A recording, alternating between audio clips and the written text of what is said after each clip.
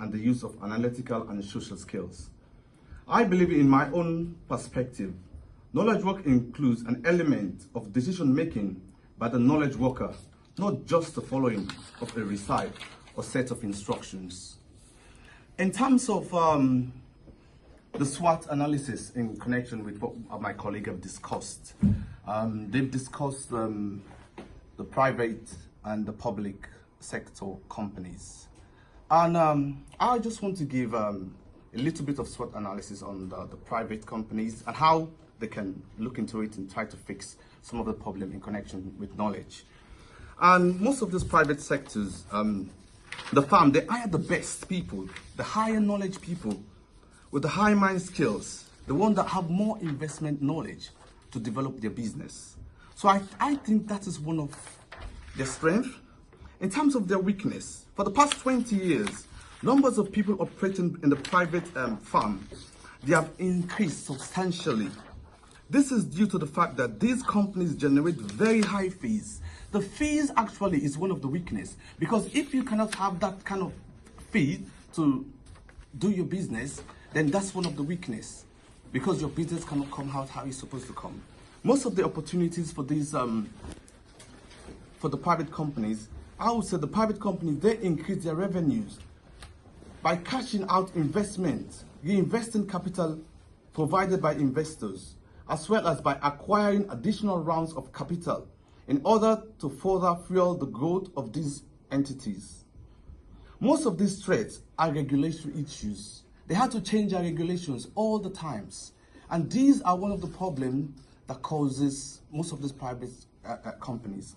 In order to fix all this problem, I want these industries to work towards the effective communication dealing with some of their issues, which includes advocacy versus bureaucracy. They had to look into it. High degree of autonomy, they had to look into it. Importance of the knowledge base, they had to look into that one as well. Working in methods involving the high knowledge and sharing knowledge transfer. They had to transfer knowledge from one person to another, which can also help in developing the business.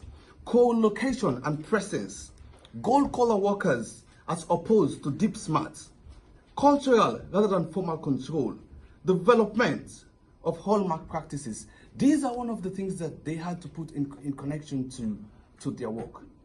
And in our discussion, knowledge is something that we have to involve the deep smart knowledge as well, which includes all this tacit knowledge that you have from top to bottom. And from top to bottom, the people working under, the subordinates, they're supposed to have the knowledge of the superiors.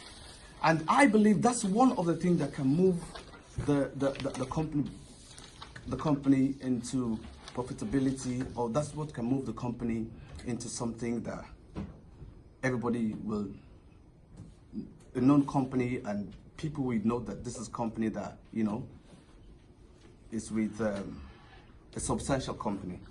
I want to thank you, and on behalf of the group.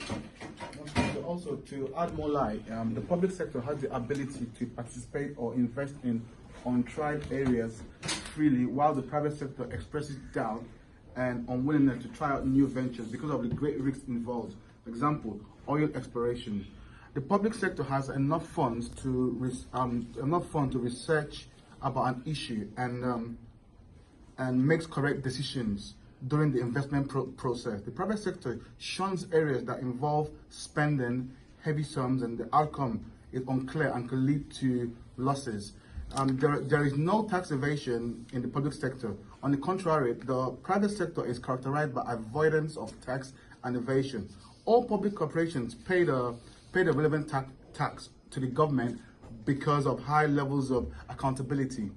The private sector seeks to maximize income through all means, such as tax evasion. The public sector is service oriented, whether profitable or not, while the private sector is purely oriented and areas with little returns are expected or are scrapped. The government and all its sectors involved must provide service to the public with or without profit. The private sector must earn profit where services are rendered. Yes, according to what you said, Mr. Obi, point taken. It's just the way we can conclude this conclusion is to look at what we reflect, the reflection about the difference between the private. By doing that is how to reflect what did we do to make these changes, guys. How did we do it? And what did we learn or could learn during this process? Yeah, also guys, I think we need to look at some basic points as well, which includes recruitment and selection. How do we recruit the knowledgeable ones? We need to look at retaining our staffs as well, which is giving them incentives to keep them, the knowledgeable ones, in the system, in the company. And we need to look at training as well.